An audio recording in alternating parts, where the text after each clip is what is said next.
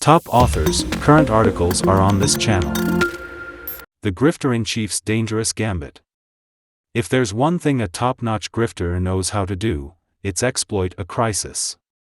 So it is that Donald Trump has transformed the F.B.I.'s search of his Mar-a-Lago home from a potentially debilitating scandal into a political bonanza, one that threatens to further divide a twitchy, polarized nation. His formula for this alchemy? The usual, playing on pre-existing grievances among his followers, in this case, the right's bone-deep suspicion and resentment of federal authority. If you thought members of the MAGAverse were jacked up on deep state conspiracy theories before, just wait until they spend several more weeks consuming the toxic spinsanity that Mr. Trump and his enablers have been pushing out like black tar heroin. Once Mr. Trump donned his trusty cloak of victimhood, which by now must be threadbare from overuse, the Republican response to the search was predictable. His base roared in outrage, a display of blind fealty featuring threats of lethal violence against their savior's perceived persecutors. Party leaders tripped over themselves to fuel the fury, lobbing attacks at the FBI for which they should forever hide their faces. Dear Kevin McCarthy, any blood spilled over this is partly on your hands. An intolerable state of weaponized politicization of the Justice Department? Seriously? Mr. Trump is back to dominating the political stage, and a couple of recent polls show his support among Republicans having ticked up vis-a-vis the party overall, as well as compared with potential contenders for the 2024 presidential nomination. And just when Governor Ron DeSantis was feeling sassy. Even better, from the perspective of a veteran snake oil salesman, the money has come pouring in. In the immediate aftermath of the so-called raid, fundraising by Mr. Trump's Political Action Committee spiked, even topping $1 million on at least a couple of days, according to the Washington Post. Compare this with the more modest daily haul of around $200,000 to $300,000 in recent months. This bump was no accident. Mr. Trump is a master at bilking his fans, and the FBI had barely left Mar-a-Lago when his fundraising machine kicked into overdrive. In the 10 days after the search, Trump World sent more than 120 fundraising emails mentioning the episode, reports USA Today.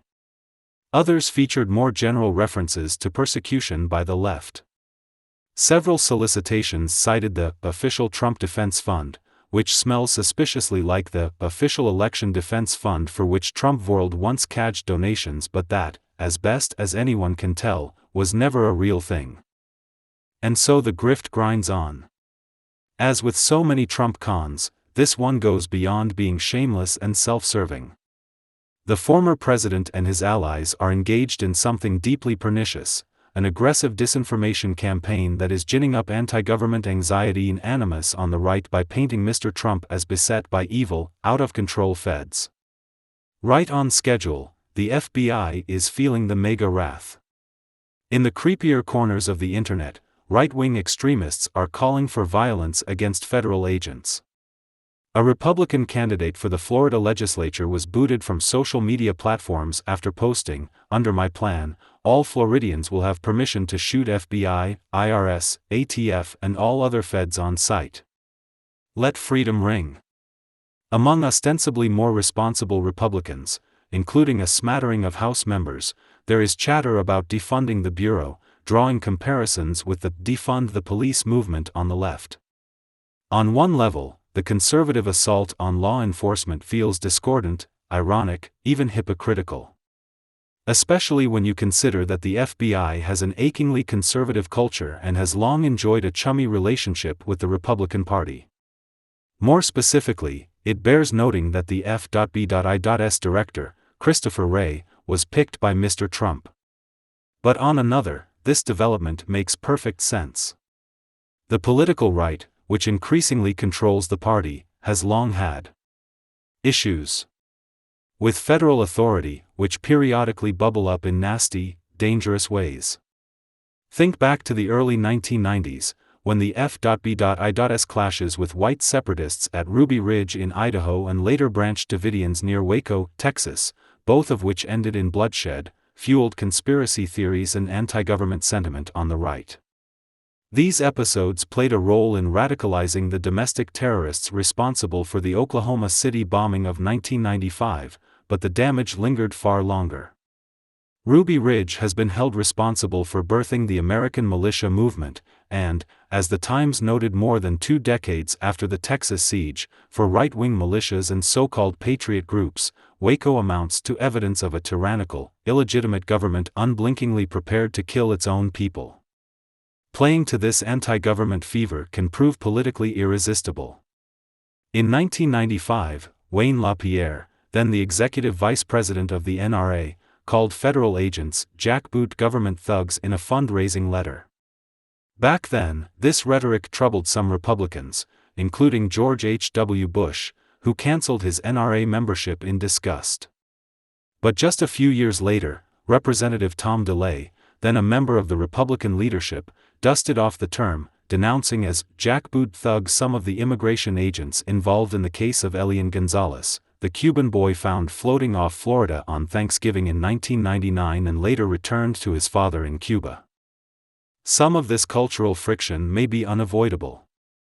Federal agents, after all, are the ones tasked with enforcing all those big government edicts that many conservatives regard as an infringement upon their God-given individual liberties. It was agents from the Bureau of Land Management who wound up in an armed standoff in 2014 with the supporters of Cliven Bundy, the Nevada rancher who refused to pay the required fees for grazing his cattle on federal lands. Mr. Bundy insisted that the federal government had no rights to the land, and, moreover, stated that he abided by almost zero federal laws.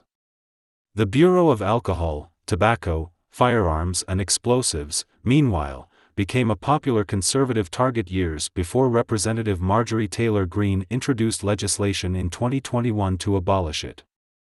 Going back still farther, federal troops played a prominent role in dismantling the segregated South. In his 1963 inaugural address, Governor George Wallace of Alabama delivered his infamous pro-segregation rallying cry and whined that, after the Civil War, the South was set upon by the vulturous carpetbagger and federal troops. All loyal Southerners were denied the vote at the point of bayonet, so that the infamous illegal 14th Amendment might be passed. Even now, plenty of white Southerners, the aggrieved heart of today's Republican Party, cling to their sense of being oppressed by high-handed federal meddlers. Responsible political leaders work to lessen these kinds of tensions for the good of the nation. Mr. Trump cares nothing about that. He has spent years working to delegitimize the entire Department of Justice, claiming political persecution by the deep state to advance his own ambitions. The GOP may fancy itself the party of law and order, but Mr. Trump has endeavored to redefine which laws matter and what kind of order is legitimate. Short answer, only ones that ensure he comes out on top. It is the ultimate grift, and one that grows ever more dangerous.